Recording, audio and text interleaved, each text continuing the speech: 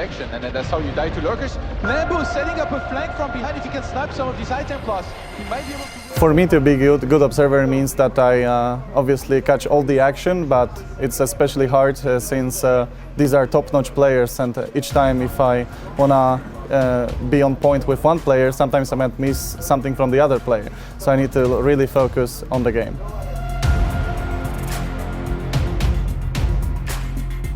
The most important part when you're a professional observer for this kind of event is like being aware of what the strategy, the actual strategy, what kind of player likes to do. Because if you already know that, you earn a lot of time and you know what you're going to show. You know, you're not surprised by what's happening in the game. You just know it's going to happen. You need to have a very steady hand in observing, and you have to keep up with the pro gamer as well as keep listening to the cast. So you have to multitask a lot, and if you can handle that and you're fast enough to keep up with the pros, then you can basically do observing. You still need to have the understanding of the game though. I feel it's for StarCraft II very important to have IEM Katowice because like everybody comes together, all the pros, all the scenes. There's no region lock, nothing included. So all the Koreans come over, everybody from Europe, from America, and they all come together, and you will see the big clash of the styles. You will see basically how everybody is preparing the game right now, how everybody has a take on the game. It's just awesome to see. Aren't used, he's going to go into that main base. Being part of IEM Katowice feels great because it's both my homeland and it's one of the biggest events in StarCraft. And since the level is so high, it's just a lot of fun to me. Obviously I have to focus, I have to work, but it's compared to my daily streaming, because that's what I do, it's just, but to me it's like just a fun. So many roaches back at home. He's going to take minimal damage here, and Cyril's attack cannot be stopped. GG.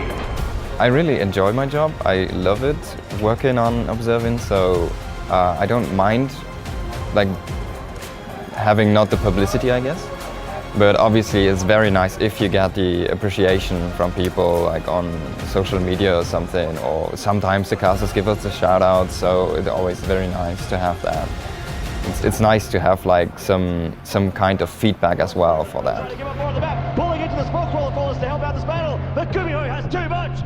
My name is Igor Kaczmarek and I'm professional StarCraft II observer following the StarCraft. Kevin Mapu Kremza, and I am working full-time observing on IEM Katowice 2019. My name is Thibault Legal, I'm French, my nickname is Coca, and I'm a professional StarCraft II observer. Against Bunny, he was looking to win this tournament, quite possibly, or come second in it again, who knows, but at this point in time, Buddy, he's looking like a champ in this game. What a beautiful series to start things off for Buddy.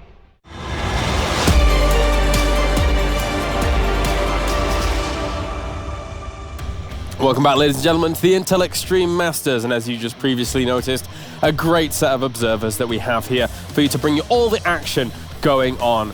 Caster Invitational legend in Indy, being able to be so successful during that tournament. Veteran of the French esports scene, Coca, bringing you all of the live feeds as things are going on. And Mapu. To my left-hand side, we have Maynard here and Pig. We're going to be talking about Dia versus herO. Gentlemen, another PvP coming in. herO comes off the back of a PvP, but Dia has been rocking it so far. He's been doing great, man, and Dia looks fantastic. He's never looked better, honestly. You can safely say that Dia has never looked better. He is up against herO, who I feel like is a cat falling off a building. Okay. It seems to somehow cling on a scaffolding here, and you know, he's just... Like, when do his 9 lives run out? Is what we're talking about in the green room, because there were a lot of situations, let's be honest, in Series versus Trap, where it looked like Trap had it in the bag, but herO somehow just snatched a win out of the the clutches of defeat. Yeah, it was really, really cool stuff from herO. This makes this very hard to predict, honestly. Like, is herO just going to black magic his way into a win? I mean, obviously he's very, very good, but Dia is so solid. Yeah. I mean, that's exactly it. I get the exact same thoughts where I'm just watching herO, and it's like watching someone fall down a set of stairs, land on a sword, impale themselves, and get up and just walk away, you know, unharmed, like over and over again, even in the open qualifier. That series against Alive, he was completely down and out in that game. There was no way he had any business being back in that game, but he micros his heart out. He does crazy, weird maneuvers. He backstabs with DTs against Trap, as we saw in that first game. Like, the whole thing is just insane. in terms of like raw play, if you take that out of the equation, Deer's the clear favorite. But there's this weird X factor ability to win games which he has no business winning. And to me that says, well, herO's gaining a bit of momentum. Sure. He's going out there and he's giving his all. So I feel like this could be a very one-sided series. And Deer could just crush it, but just as well, we might once again see herO pull these comebacks out and just turn it upside down and destroy our expectations and remove all logic from StarCraft. Well, guys, I will get your thoughts after the series has concluded. As for now, it's time to head over to the main stage once again. It's a PvP style round of 8. The winner of this guarantees themselves at least $25,000. That's more than I'm making this tournament. Anyway, it's time to head on over.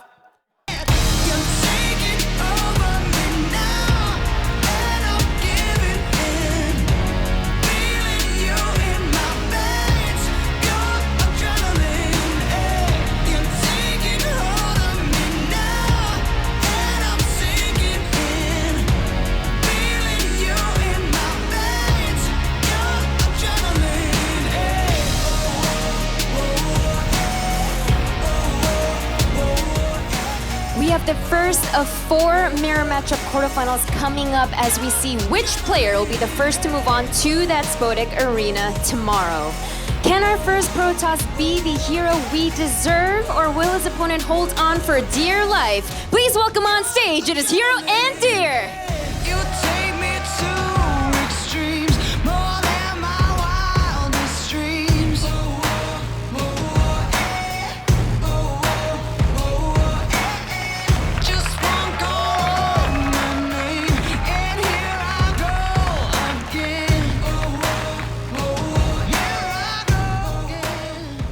Hello and welcome everybody to this best of 5 between 2 fantastic Protoss players. herO, seemingly invincible. He just keeps looking like he's about to lose or die, but he just keeps on winning. Can it continue?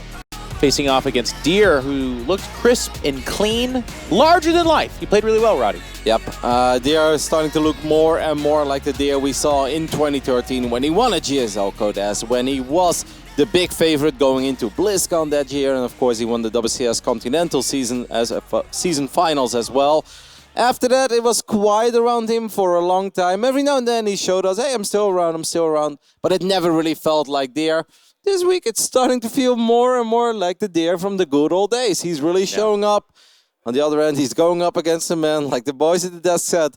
It really does feel that he has like 9, 10, 20 lives. I don't know how herO does it. herO should have never been here in the first place. Not because he's not good enough, guys, but because he was supposed to lose a couple of those games he was in, and he was supposed to be eliminated a while ago. But he's still here, and he did get a 3-0 victory in the end over Trap this morning, and that's pretty big.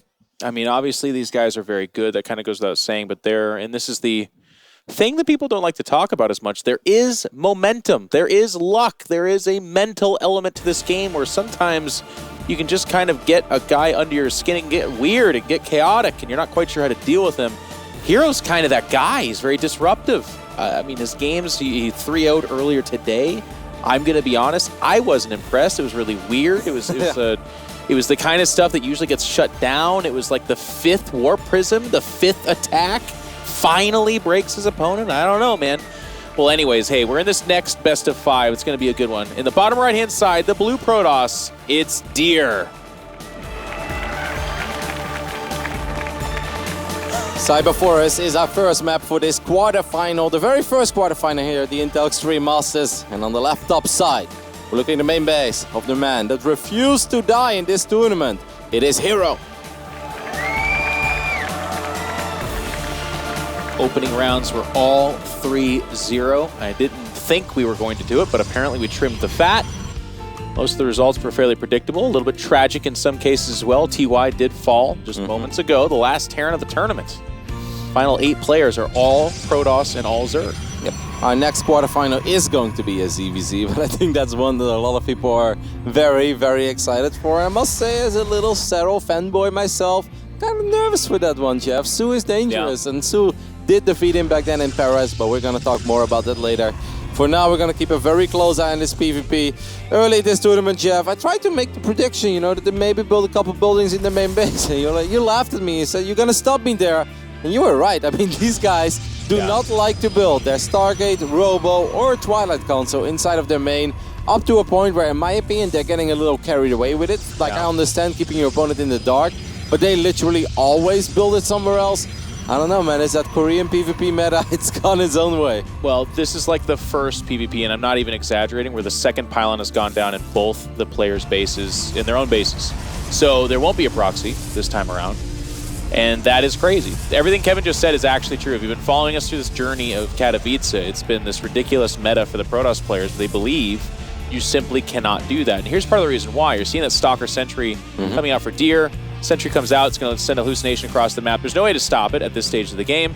And it will see everything in that main base. Now on the flip side, herO, as is what herO does, is going to go with 2 Adepts here to open up. And Roddy, you were saying earlier in this tournament, this is something that you still like seeing because it had kind of fallen by the wayside.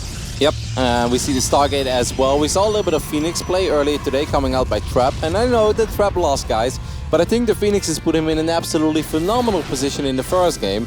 I mean, he should have obviously won. Theory. Yeah, he should have always won that game on Cyber Forest. But even in that second map, I think the Phoenixes served their purpose. They were doing all right and could have even done more. Deer does not know about this Stargate yet, but Deer is expanding very quickly. And in general, that's what you want to do. Now, of course, Oracles are still very good in this matchup as well. Yeah. So maybe herO goes for an Oracle opening here.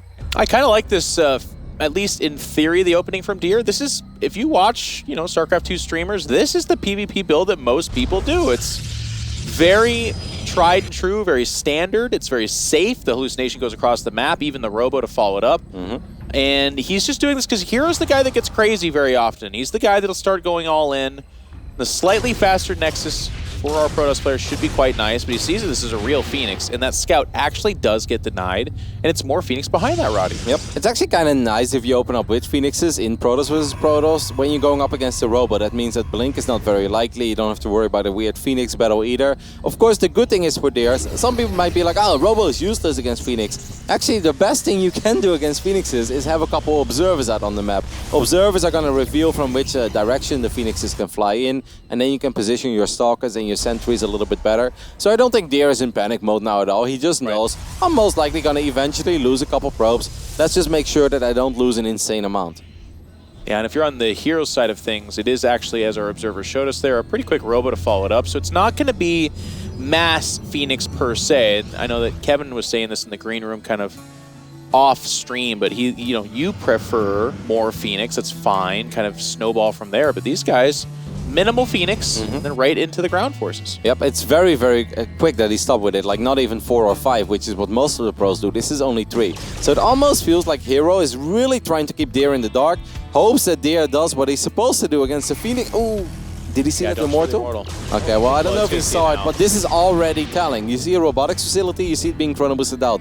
A very common response for Protoss players when you go up against Phoenix is like, well, I'm gonna lose a couple probes regardless, so because of that, I'm just gonna build as many probes as I can, as quickly as I can, and then suddenly, you know, a couple of Immortals and Gateway units show up, and you're like, whoa, okay, that was not supposed to happen. You can lose a game very quickly. There is that War Prism already. herO doesn't want to use his Phoenixes to harass. herO wanted to use his Phoenixes to keep Deer in the dark and all in him. And I actually kind of thought that Deer was able to put 2 and 2 together. But Jeff, I look at the production tab, I see another Nexus. Yeah. I see probes. I don't think Deer is aware of this. It's a clear no on that one, Kevin. To be fair, though, behind this, it's not going to be an all-in from herO. He's adding gases. He's adding probes. So he is going to get the War Prism out. He's going to do a little bit of harass. What I kind of don't like about this, we know that Blink's not on the way, by the way, for Deer. It's quite delayed. There's the Twilight Council, so maybe he gets to Blink, but it's not going to be any relevant time. Yeah, you don't but at get the same time, when you open Stargate like that, you're going to trigger the Protoss player to make Stalkers, to make units, to then go for War Prism harass. Sure, it's cool if it gets away safely, but you're antagonizing quite a bit here. There are these observers, by the way, from Deer. Is going to spot that War Prism. I think Charge and Glaives are both very likely, but since it's getting very quick +1, maybe Charge is indeed going to be the tech of choice. But in general, if you want to go Blink against Stargate, that's still fine, guys, but you want to get it as quickly as possible. This is a fight that the Immortals can obviously win, but not when Zealots start getting on top of these Immortals. But he's just going to ignore the Zealots, use the Phoenixes. Love it. This is actually a really good play here by herO. I love what I'm seeing. Yep, and he walks it back to that Artosis Pound. More on that later, potentially. But he's going to play it really safe. And I actually like this. So we look at this, we say, could he have gotten more damage done? Yes, I think so. But if he loses the Warp Prism, he loses the Immortals, he loses the Phoenix, a lot of the potential there for what he can do later is gone. As it is, he's getting information, he's going to get some probe loss like you were talking about earlier, Roddy, and he sees the third developing. So that's more valuable to me than the potential to go for a really aggressive play. Would have liked to see the Immortals work on that pylon there. Getting the Nexus is a bit unlikely, but picking off a pylon is always nice, especially since Glaves is about to finish up. And even though herO didn't attack immediately, he was still planning this massive attack all along. Archons are very, very good against it. Oh no, he just cancelled the shield batteries, Jeff. He doesn't know. He's playing a tight game because Deer's playing good. Oh no. He's like, we're playing good StarCraft over here, right? And hero's like, haha, nerd, no we're not. I'm attacking you at all times. And here he comes. Now he's rebuilding them because now he's aware of it, but these batteries could have been done. Feedback does land. The Archons are still going to be good against the depths, but herO just has so much. He keeps doing that. Okay, I mean, they're all going to make their way to the main. That's a lot of damage. He does get back with the Warp Prism and the Immortal, so now I like it. But Roddy, you and I were both nervous about that. But anyways, 14 probes die in the blink of an eye. Deer's giving chase, but guess what? There's 30 supply making its way to your natural. That Archon can't live forever. And now he's going to try to block with these units. The Adept's already shading towards the main. It's still good for herO, obviously, if you look at the numbers, but I'm starting to get worried, because Deer will get +2, by the way, Jeff, and a couple Archons with +2. That pylon. What do you call that? Artosis. I believe it's an Artosis I believe it is. Where is the tasteless pylon when you truly need it? And that other pylon powers all the gateways. It's one other pylon. Okay, so I mean, on-powering all the gates is obviously massive here for I don't herO. care about +2, Kevin. It's frozen, right? Or is that actually that's the Forge is still going, but there's just so many more units. Yeah. He just actually is not going to keep up with production. And he can't really weapon anything. I mean, there's so many Adepts that even the Archons are going to go down against these Resonating Glaive Adepts. And Deer knows it. The writing is on the wall. GG. herO takes the 1-0 lead. God, and that shot right there, wonderful job by the production. That's exactly the feel I think you would have losing to herO this way. He's just like, oh my God.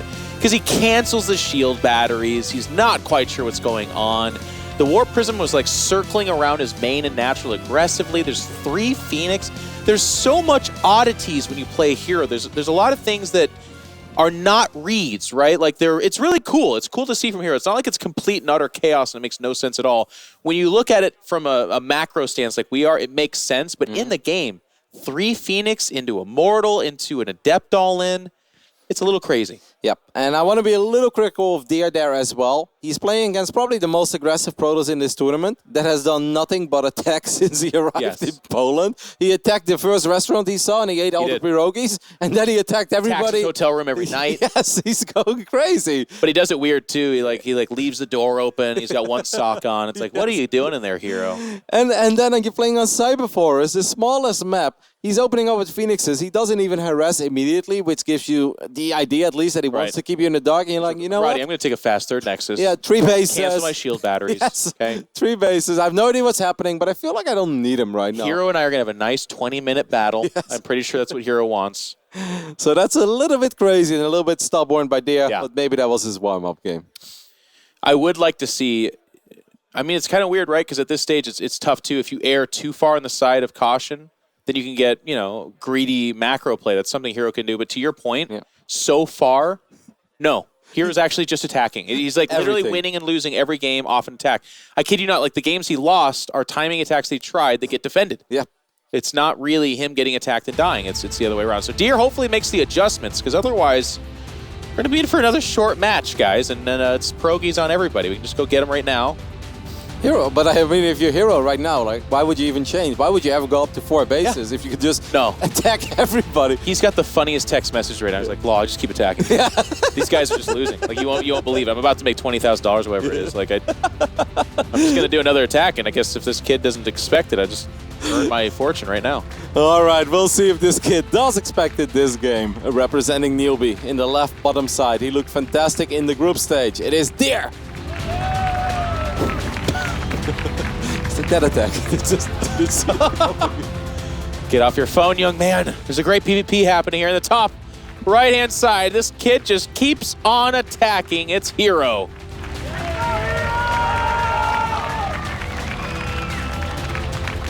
I like to think in herO's mind right now, it's just like there's a, like a board with 3 options.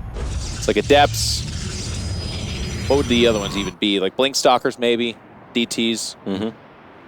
He's like, Do I attack on 21 probes, 27? Or do I play macro? Let's macro a little bit, 24. You're pushing. Let's almost get 2 base economy going here.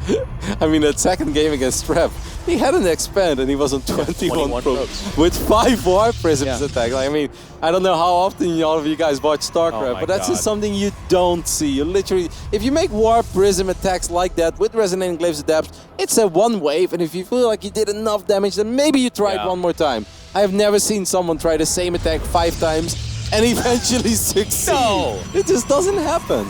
Name a time, when a Warp Prism gets made 5. Here's the thing, individual times too. It's not like there was a backup Warp Prism or something like that. It was literally like, oh, I lost my Warp Prism, I'll make another. What am I gonna do with it? I guess keep making my all-in go. He literally did that. It's crazy. Now this map is obviously a great map for Blink Stalkers. It's a large map, and in general the bigger the map, the more that Stalkers shine, because you can really control it, and as our awesome observer is showing us as well, there is plenty of area to blink into the main base. Now that doesn't mean you have to go for crazy mass Stalker into the main base and sniper Robo and then make DTs or something, but even just hopping in 4 Stalkers into the main base. Look at those mineral lines, they're so freaking exposed. You can get behind it, you can start sniping some probes and still get out of there. I truly love Blink Stalkers on this map. So here's that artificial proxy pylon, as we can see. Well, I say artificial, but excuse me, it's being used, Twilight Council. And I've been liking this. My natural thought each time has been it's going to be a Dark Shrine, but it actually hasn't been each time. And as the probe leaves, it's totally fine. So it's usually blink off of that, and as Roddy was indicating for me here, IRL, it's going to be a Robo opening from herO. Yeah. And what can you make with that Robo, Jeff? 5 Warp Prisms, Kevin. That too. Make 5 Warp Prisms. You can start with 1. And then you start with 1. And you make an extra gateway. And then you go for some good old... You know, herO had a really funny build. It's Adept. It's glaives. Really fast glaive. Wow. This is the 6th Adept. No. So, well, I think this is something Zest was doing for a while. You make 6 Adepts. The glaive upgrade is very fast. And every time they make a pylon to try to block this or a shield battery, you can actually knock it right down. So if they go for a Nexus... Wow, or you can just walk in, I guess. Yeah, there are a couple of units here. With 4 Stalkers, it's not too bad. You're gonna lose 3 probes, I think, at best. So it's actually maybe 2. No, 4 probes. I guess he lost his scouting probe as well on the other side of the map. 3 for real, you're right. But he scouts the tech, by the way. Look, herO goes 3. No, herO's 4 gating, Jeff. Like, this is actually a very... this is so funny, because this is a real NA ladder special. I've actually faced this quite a few times on the NA ladder. I'm like, 4 gate, 1 base, resonating glaives, and it can actually overrun you. But this is so funny, because this is a great build against greedy, macro-oriented openings. But Jeff, guess what herO is not doing? A greedy... Macro, greedy, anything, really. He's just going to attack as well.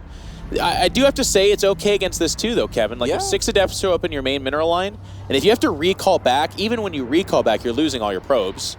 And if... I mean, he's got to time this right, though, because if the Stalkers catch the Adepts out there, then I favor herO. And also in a battle...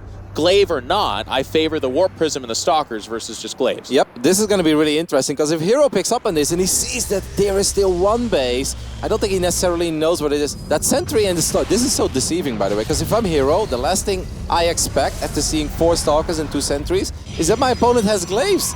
In no universe do I expect this. Cancel. I wouldn't reveal it here now. He gets the sentry, but now he reveals his tag, he reveals his hand. Yeah, he's going to get 5, 6, 7. Okay, it's actually pretty good probe damage. But now his tech is revealed, and I don't know if I would have revealed it that quickly. Don't listen to the commentators, like, don't do it. And he's like, well, I'm going to get 6, 7 probes. I hear you, Kevin, and it does reveal the tech, but I think for 7 probes in a PvP, and they both see that they're both on 1 base, it's pretty darn good. Like, if herO goes for a full wall of now and attacks, maybe that's his best choice. He's going to try to build up. The thing is, like, Deer has a lot of probes, but it's still 1 base against 1 base, so as soon as herO gets 16 probes running again on his minerals, this is not game-ending damage. It was good damage, and it absolutely worked out for Deer. Better than we expected. Look at how weird herO is, though. Can we take a second? This is not a build, by the way. This is not a build. He's going to get a second Immortal out, and he's got the Warp Prism. It's scouting around looking for the proxy. Before I saw Deer go for the Resonating Glaives, what I do like, by the way, about Deer is that he's not expanding too quick. He's like, you're probably going to attack anyway, because that's all you've been doing. But what are you going to do if I'm still on 1 base? And herO's like, well, actually, then I have to stay in my base, I guess. herO is going to pick up his own Adepts here. Do a little bit of damage. Those 2 Adepts from Deer can really mess it up. If herO wants to leave his main, that's fine, but he better goes for a full wall up. I would warp in another gateway. He actually checks for these Adepts. Really nice. going to get him. Good due diligence. Both players being so aggressive. And I like that breakdown you just gave too, Kevin. Like, if you expand right now, you die. Like, if you expand against herO, who's still on one base, you will just die. So he did this in the open bracket a couple times against my boy Goblin. He stayed on one base for 6 minutes and he attacked with 3 gates, a Warp Prism, 1 Immortal and a couple sentries. Like, it made no sense. Like, why are you still on one base? He's like, well, because I'm herO and it's been going really well and he's been doing this non-stop. But at this point, this becomes so awkward for herO because there's no natural to attack yet. Yeah. It's like, what do? herO's like, hey, it's not cool, man. Why don't you expand? Such a weird offbeat PvP style. The observer here spots the army moving over. Like, herO can just expand at this point and contain Deer forever. That's what he's supposed to do. But he's herO, so will he do that? Now we're going to have that Warp Prism battle. The Warp Prism of Deer is about to come out. He needs to make sure not get too many units captured. There's not a lot of force fields on that herO army, mind you. I'd really love to see herO expand. Like, he should understand that he's never going to kill Deer on one base here. So what you do is just contain and expand. Come on, herO. I know it's a tough call, but you got to build that Nexus, buddy. I just don't know about it, man. If I do, that means I... what? He's going to back away. Let him go? All right. What an awkward game, but that's what herO wants, right? He wants it to get awkward, he wants it to get weird. I like the Immortal play here. herO has so many adapts, but he doesn't have Resonating Glaives, by the way. The sentries are trading. The Warp Prism is going into the main base. Now herO expands. Okay, he is going to res with the Immortals. Gets a Stalker immediately. Well done. But it's man, this feels like a Wings of Liberty battle over here. 2 Immortals and a Warp Prism, Jeff. Both the sentries will get ran down here. But why does it, if he wants to expand after all? Okay, I mean, then again, if herO expands, doesn't mean he's going to build probes. But he has to be careful. His adepts are nowhere near as good as the adepts from Deer. Oh, the adepts might... Okay, no. I mean, I was going to say this is getting wild and crazy here for a second. Deer's like, take a page out of your book and get really aggressive. Deer needs to wait for his Warp Prism. The Warp Prism is here, which means he's missing 2 Immortals. Yeah, but he can block off a lot of the units. He actually misses a lot of these force fields. The Immortals are joining in on this fight. And now with the adepts behind this, I think this is a bad fight for Deer. Yep, and the Warp Prism goes down, so that means it becomes a really bad fight eventually. Even if he does all right here, Jeff, he doesn't have a Warp Prism, so he's gonna have to back off eventually. He will get the Prism from herO, but herO's got Defender's advantage, and he's got 4 Immortals. 4 Immortals stomping through there. The adepts of herO now trying to cut off the departure of what's left from Deer. Deer went in to play the game of aggression with herO, but he's been doing it the entire time here in Poland. And I really feel like Deer's thrown off. Now there's an expansion behind this. There's obviously a much more powerful army. I don't care about the glaive upgrade. No. 4 Immortal advantage in a PvP? Forget about it.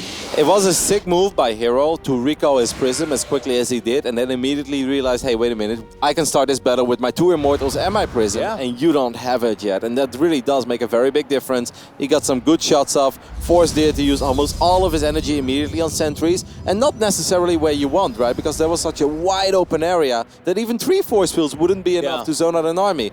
Deer is in so much trouble, but we've seen some weird things. Kevin, too? Yeah. Like, literally, the actual correct play from herO is to sit back, make probes, and just be on expansion and win. Absolutely. But Kevin, without a shadow of a doubt, is that absolutely not what herO's going to do. He's going to add 2 more gateways and just attack or something. Like, he doesn't even have to build too many probes more, right? Like, let's say you get 2 or 4 more probes. It's fine. As long as you know that Deer is on one base, just sit back and build units. That's okay as well. Don't die because you're too greedy. But I mean, he is arresting again. I think he does have recall again because he's reset so quickly. So herO's actually kind of doing the right thing here. No, he absolutely is. I was mostly making a joke. He's so far ahead that any choice is the correct one. It's just that he literally has a Nexus finish and he has probes. If he just makes some probes here, he wins. This can still get ugly. I mean, the thing is he doesn't have a lot of probes, right? I know, he's not making any. No. They're on equal worker supply. That's the funny thing here. Is he moving out, Jeff? God, I know he is. Yeah, of course he is. He's like, I'm ahead. I got an expansion. Now I can attack. I can afford to attack. The funny thing is that he's now probably going to lose all of his probes because he's not going to have an answer against the 2 adepts of Deer. But herO's going to be okay with that because he's like, you know what? I've got 4 Immortals. You don't. So I'm going to attack you 1 more time. And I don't care how many probes it's going to cost me at home. He's like, go ahead and do your damage in my base, baby. He's going to pull the probes. No, he's recalling actually. What is he recalling? Everything? No, apart. Wait, what? A Stalker? A Warp Prism. The Warp Prism? Yeah. All right. Okay. Listen. These are really good players, but sometimes they do stuff like that where I'm like, you know what? That army is still big. Is that army going to get force field up there? Yeah, there is a chance if Deer doesn't move down. It's just up the ramp and it just gets force field down. Yeah. The problem is his army is not big enough to fight anyway, right? It's still the wrong call. Yeah. I mean, and that's... It's going to be an awkward GG. It's just gonna, he has to GG in a second. This is it. He's going to recall those probes back to his main. Why? Then just going to get picked off as well. At the same time, he's harassing, but it's not going to be enough. GG.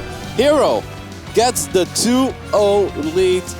Jeff, I feel like now he's dragging Deer down to his kind of game, and he's like, yes, my comfort zone, 23 probes, and that's party. It like starts, it's like this is a build as like a cool heavyweight boxing match.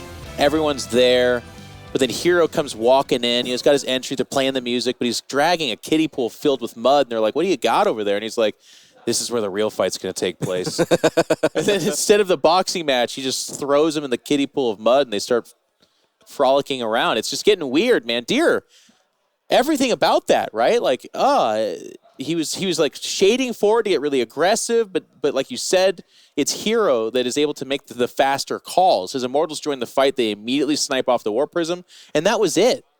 4 Immortals versus 2 to begin with, though. Like, it's not like Deer had such an advantage that he clearly could just run him down and win the game. He like won the fight kinda, and he killed 2 sentries, but none of that is like the X factor. None of that is like you can go win the game now.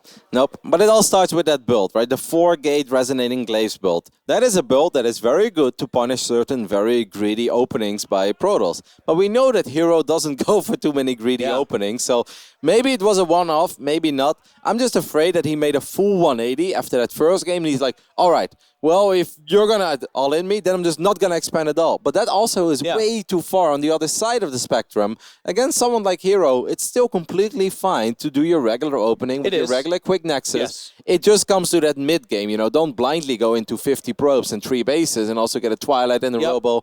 That's when you're really pushing it. But you should never lose faith in your basic fundamentals and your basic build orders, because there's a reason why that's the meta. Just because it's really solid and good. You're not wrong. I'm going to play a little bit devil's advocate because I think it's not the build that lost him that. It's the decision making. Like, the Adepts actually did their job. He did great harass. He was on equal or more workers the entire time. But it was just like the aggression and the decision making inside of that I felt like that's where herO got his win. But also kind of to a certain extent where Deer threw it away. Anyways, herO's obviously getting under the skin of Deer, and he's going to need your guys' support. So in the lower left-hand side, the blue Protoss from Team Newbie, it's Deer. And man, you got to show us something here, man. herO's about to be 6-0 in these 2 rounds and make life-changing money. All he does is attack, attack, attack, but it's going incredibly well for him. On the right top side, he's up 2-0. It is herO. Of course, has won multiple Intel Extreme Masters events in the past, and he made it to the final ones over here in Katowice. The worst one. The worst one to make it to the finals of and not win. That is true. Once upon a time, we had a $100,000 winner-takes-all event. herO did make it to the final. That was here in Katowice 4 years ago. Before SOS took it all. Yeah. Literally. The worst player to ever play in a $100,000 winner-takes-all match. And he just looked like he was like aloof the whole time. He was like, wow, yeah, that's cool. Big prize. Thanks for having me. The crazy thing right now is that we have a bigger first place prize, and it's not winner takes all. No. Actually, one of the absolute best things, we talked a lot about this in the opening days of this tournament, is that 60 out of the 76 players that were here actually walked away with prize money. The absolute minimum you can win here, if you just win 1 round, was $600. And I think that's just fantastic. That's a great way to support not just the very best gamers in the world, but also guys in their dream to becoming one. Kevin, StarCraft is like a fine wine. Like every year it keeps getting better. The viewership's improving. The prize structures is great. Normally this is where I would say the level of play elevates, and I do agree with that, but so far we've had a slaughtering.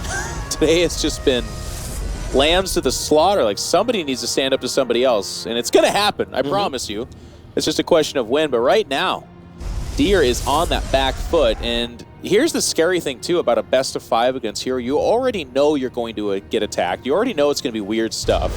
But when you're down 0-2, you must be chasing so many weird shadows and ghosts and just like questioning yourself and not, you know, it's got to be so hard. So herO's opening up with the Stargate this game, Jeff, while Deer is opening up with the Proxy Robo. Now, Proxy Twilight or Proxy Stargate doesn't necessarily mean that people are going to all in. A proxy robo, however, that's in general a much bigger commitment. Robos are, I want to say expensive. I know they recently became a little bit cheaper. Well, the tech's expensive to your point. Yep. And it's on the other side of the map, so it's not like you make observers from there. This is No. going to be Immortals, and it's some kind of gateway time. It's also one of the buildings that even if you lose it, you're going to always have to rebuild it eventually the longer the game goes on, because you just simply need it. Now, there is a wall off here. That's actually kind of interesting. That means that these adepts have been brought home. It's a Phoenix opening, but Jeff, I like to build my Phoenixes in PvP, right? If there's one thing that when I open Phoenixes, I'm not afraid of, is a proxy robo, unless you expand very fast. But if herO stays on one base, which is what he's actually been doing... If herO stays on one base, Kevin. Yeah, well, he did course. expand on Cyber Forest to his defense. He actually expanded before his But he's robo. going to see there's no expansion here, right? So Yeah. he never should. He probably has a reason. Oh my, this scout is so big. That is such a massive scout for herO. Now he can just build his own robotics facility if he wants, or he can go 3-gate Phoenix. And I think he's in a phenomenal position. I really love Phoenixes defensively. It's virtually, I don't want to, I mean, it's very hyperbolic to say this, but it's like an unlosable spot. Stargate versus Robo is already good. Scouting the proxy, and it was going to be an Immortal, but he cancels it. Which is the right call, by the way. It's the right call. This is very ugly, guys, for Dare. Don't get me wrong. Why did he also make a proxy gateway? You're going to build a wire prism, right? Because he was all in. Yeah, but still get your gate at home. I guess maybe He wanted to hide the amount of gateways and stuff. I mean, I get what you're saying, but he was all in. Yeah, but it makes it an even bigger all in. Hey, he has an Immortal. He just walked his Immortal home. Just went back home. All right, but now herO can obviously actually do real economic damage with his Phoenixes, because this army that Dare has is really bad in defending multiple mineral lines. He finds a pylon here as well. Now I do wonder, herO, are you just gonna Gateway Phoenix all in? Are you gonna attack, or are you gonna expand? He does expand, Jeff, and I'm happy to see this by herO. This is the right call by herO. He doesn't have to fight straight up. He would probably do pretty damn well, because he can lift the Immortal, he can lift the Sentry, he can lift the Adepts, but he can also just lift a lot of probes. The army's moving out here. 3 mineral lines. There's no pylon or War Prism. So yeah, the mineral line's going to get picked up for as much as it can give. There's about to be a fight over there on the top of the map. But herO's just going to shade away. But the Stalkers, they have to recall out, but that's too late. They're dead. Yeah. So that's a little bit costly, maybe overstepped his boundaries there a little bit. It's actually a bit scary when you just use all of your energy on probes. And now Dare might be like, well, I want to attack. The problem is Dare can't reinforce, right? He has no proxy pylon anymore. He doesn't have a War Prism. Oh, was that a... That wasn't a probe, was it? Oh, Sentry. Okay. Huh. That's actually a pretty big pickoff, because now herO doesn't have to be worried about force fielded in, but then again, he has a shield battery on top of his ramp, so he can't walk down his ramp anyway. Yeah, he's got to be so careful. There's no pylon out here. There's no Warp Prism. So, okay, he's going to... I think he goes back, and that's fine. It's going to cost him more probes, though, right? Like, the Phoenix do get to come home, and they get all their pickups. I thought that was a very smart move out by Dare, because it scared herO, and herO made a Void Ray, and we all know that nobody really likes making Void Rays. Hey! Sorry. No, nobody does. Literally nobody. Hey, maybe the 2v2 guy out there somewhere. Yeah, there's someone. And once in a blue moon, you see, how do I beat Void Rays in PvP? And then one day you make some Archon, Stalkers, and Storm, and you realize that nobody likes to make a Void Ray, because they're simply clunky units, they're very expensive. He didn't cancel it. I was like, did he cancel it? But it was hard to see with the skin. It's a very long Void Ray, by the way. Like it was twice the size of the normal one. That's how rarely I see these That's units. a normal Void Ray, my friend. No, it's the XL. I think that one came out a little long, did it? It was in the Warp or the Stargate too long. Take a look at that Void Ray. Look, that's a long Void Ray. Long Void Ray? Yeah, it feels like a pretty long Void Ray. It's got those dorsal fins on it, aerodynamic. Okay. I love the way you're just like, is that a long Void Ray? But the thing is as well, you have to finish the point real quick, is that Dare's army was so bad in protecting mineral lines anyway, that you may as well pretend like you're gonna attack and maybe scare herO a bit, because you're gonna lose probes. You. It's just a tough call when you're down 0-2, right? Like everything is tough. Because then Adepts come into your main base as well, and then you're just like, I'm just dead, I guess. Talking about Adepts, herO. He's gonna go on. Oh my goodness. Yep, and he's gonna jump on top of that Immortal. He gets picked up but dropped off again. The Adepts being ultra aggressive. They're getting a couple of probes, but not much. But a couple of Adepts from Dare do get inside that main base, and so far no reaction. There is that reaction now. Recall back the Phoenix, I believe, or maybe the Adepts. But Jeff, he's got a Void Ray to defend. You just can't be in two places at once. There it is.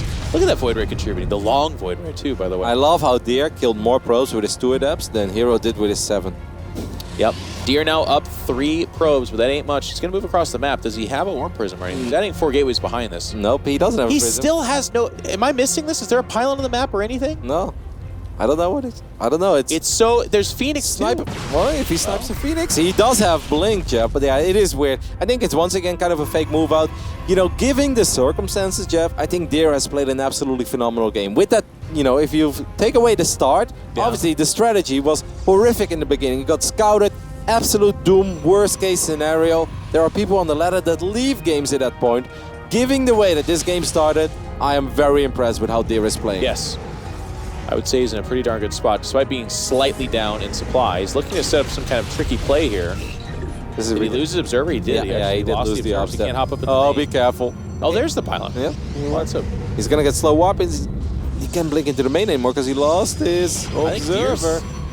Closing in on a pretty aggressive play here. The Immortal gets its shield hit, actually. Activates one of the barriers. Second Immortal coming out, by the way. He's gonna blink in the main base, but there was an Immortal left behind. It's a little bit risky because this is where even that Void Ray is actually gonna put in quite some work with his overcharge. That was a risky move by Deer. And by not risky, unnecessary. pretty bad. He's just doing all of this to try to force for that ramp, but there's already a Warp Prism down here, maybe even a recall. We know there is no recall energy there, but it's still close anyways. And that's just too much stuff. There's no exit for that Immortal, there's no exit for the Sentry. He's got 4 Stalkers. herO anticipated that move, man. He left an Immortal behind. He was so close to the ramp. Oh, and these are slow weapons as well, so the reinforcements arrive late. He can't even get the long Void Ray. Unbelievable. And now he's got slow Warpins. He's feeding into a loss. And herO is closing in on his second 3-0. He's got those 4 Immortals. And if you give herO an inch, by the way, I cannot imagine he stays at his natural any longer here. That's such a shame. Deer did a phenomenal job in bringing himself back into this game and actually got himself into a playable position. What? And then he just blinked into the main base, even though he had no idea what was waiting for him. There was an Immortal there. The entire army was so close. And Charge was finishing up as well, and he just went up to 8 gates. The gates weren't even done yet. Yeah.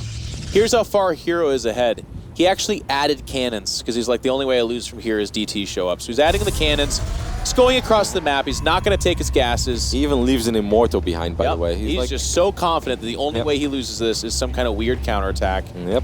And there will never be enough. There's nothing that Deer can do here. That one Immortal and his shield battery can actually take out 5 Stalkers. Go ahead, kill those probes. He didn't need them anyway. He doesn't build probes, so you're killing things he doesn't want. He's like, I had way too many in the first I had place. 37. Please. I have some to spare. Get rid of this wealth. It's too much. Finish. Here's going to jump on top of this. Probe's getting pulled, but good luck making that effective. The long Void Ray doing what it can to contribute to the fight as well. And the supply of Deer plummets. herO is gonna 3-0 here and get himself to the semi-final of Katowice 2019. Deer has no idea what just happened. There it is, it's official, and herO is feeling pretty good. It's absolutely amazing what herO is doing. He's 6-0 today in PvP against 2 world-class Korean Protoss players. Their games, they don't look the way they normally do, but herO gets another big W and secures his ticket into the semifinals. And he's always had some kind of special IEM magic, and we're seeing it, we're living it. And I'll tell you, it's kind of funny, we have like a reverse caster curse too, right? Because we're like, he's getting here by the skin of his teeth, and it's really weird. Well, guess what? 6-0 later, he hasn't even dropped a map. herO is ready for more. Ladies and gentlemen, we're going to go to a quick commercial break, and when we come back, Smix will be on stage with Mr. herO here.